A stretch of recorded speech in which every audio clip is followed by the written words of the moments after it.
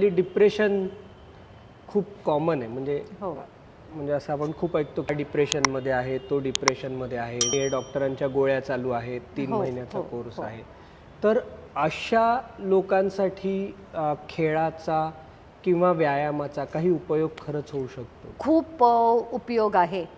म्हणजे मी 2 गोष्टी सांगेन. एक तर प्रतिबंधात्मक उपयोग आहेच. बरोबर, तर होऊ पण नये याच्यासाठी. होऊ नये याच्यासाठी. पण आता खूप ठिकाणी डॉक्टर्स, सायकॉलॉजिस्ट खेळाचा उपयोग हा उपचारासाठी देखील करायला लागलेले आहेत. त्यामुळे उपचारात्मक फायदे खेळाचे खूप मोठ्या प्रमाणात. आणि मग मी फक्त डिप्रेशनच म्हणणार नाही, मी ताणतणाव म्हणेन किंवा इतर जे शारीरिक व्याधी आणि मानसिक आजार आहेत याच्यासाठी खेळाचे हे खूप फायदे आहेत.